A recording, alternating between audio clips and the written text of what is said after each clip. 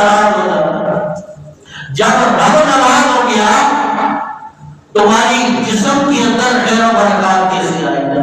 تمہارے رزق کے اندر برکات کیسے آ جائے؟ تمہارے گھروں کے اندر برکات کیسے آ جائے جب تمہارا رب تم سے ناراض ہو گیا؟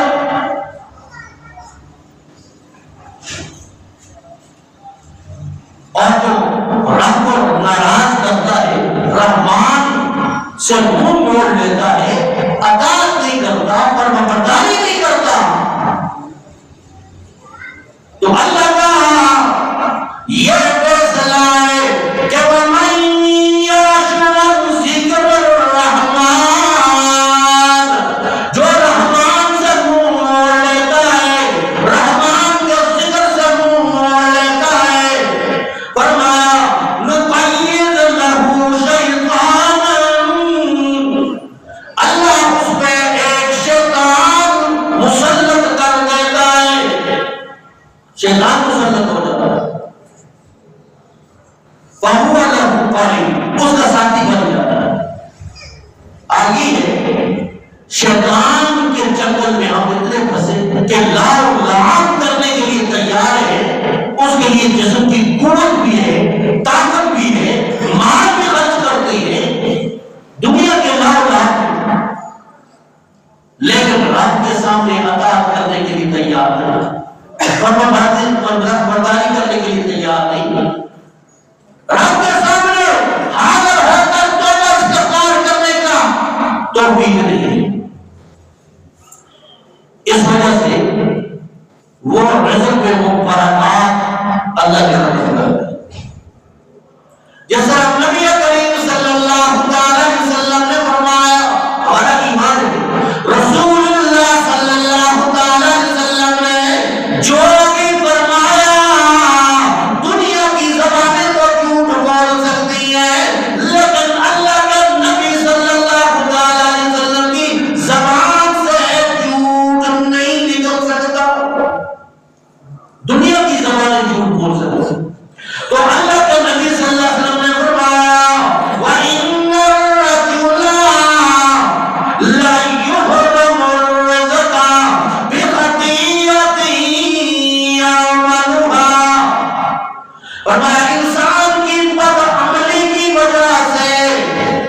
انسان کی بدعملی کی وجہ سے، نافرمانی کی وجہ سے اللہ دنیا کے اندر اسے رزق سے محروم کر دیتی ہے۔ یہ مومن مسلمان کی بات ہو رہی ہے، کافروں کی بات نہیں ہو رہی ہے، کافروں کو اللہ نے بہت دیا ہے تو ہمیں کیوں نہیں دیا، یہ بات نہیں، بلکہ یہ رزق کی تنگی بعض اوقات آزمائشوں کی اللہ کی طرف سے، بعض اوقات گناہوں کا نحوست ہوتی ہے، گناہوں کی وجہ سے ہوتی ہے، انسان کا رزق روک دیا جاتا ہے۔ آج لوگ کیا کرتے ہیں، میرا رزق کسی نے بند کر دیا نہیں، کوئی تعویذ تو نہیں، رزق بند کر دیا اللہ نے۔ بھائی رزق کوئی آپ کا روک سکتا ہے جب رزق عطا کرنے والی ذات اللہ ہے، اور اللہ کے نبی نے نسخہ بتلا دیا، تم اطاعت کرو، فرمانبرداری کرو، توبہ کرو، استغفار کرو، نیکیاں کرو، اس کی وجہ سے اللہ کریم تمہارے رزق میں بھی برکت عطا فرمائے گا، تمہیں سکون عطا فرمائے گا، عبادت کی توفیق عطا فرمائے گا، خلق کے اندر، لوگوں کے اندر تم محبوب بن جاؤ گے، لوگ بھی محبوب بن جائیں گے۔ اور صرف رزق ہی بند نہیں ہوتا، علم بھی اللہ کریم بند کر دیتا ہے۔ کوئی بہت بڑا عالم ہے، اگر ترک معاصی نہیں کرتا، گناہ سے نہیں بچتا ہے، تو علم کے وہ اثرات ختم ہو جاتے ہیں۔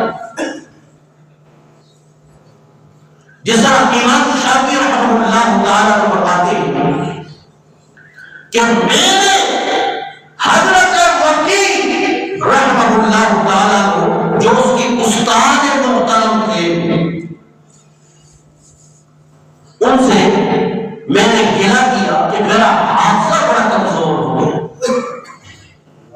بڑا حافظہ کمزور ہو گیا۔ وہ لوگ تو ایسے تھے،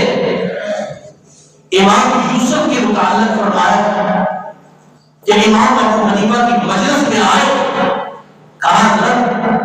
میں پڑھنے کے لیے آیا ہوں، تو چھوٹے سے بچے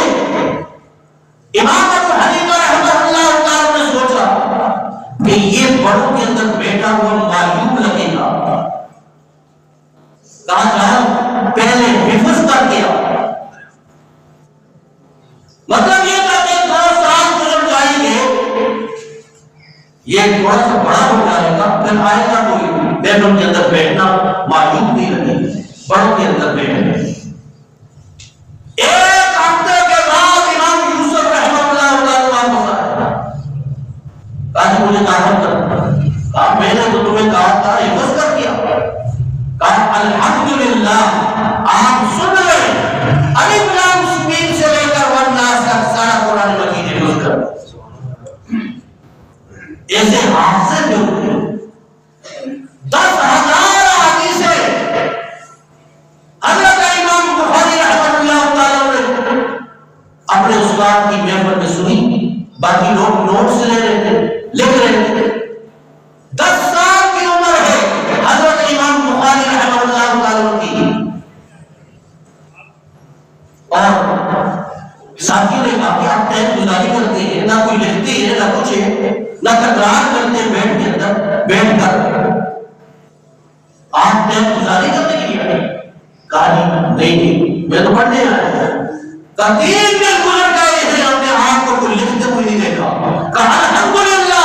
10,000 حدیثیں استاد محترم نے جو آپ کو آپ کے سامنے پڑھی ہے ازبر یاد ہے، 10,000 حدیثیں بیٹھے بیٹھے سنا دی اپنے مجلس کے اپنے طلباء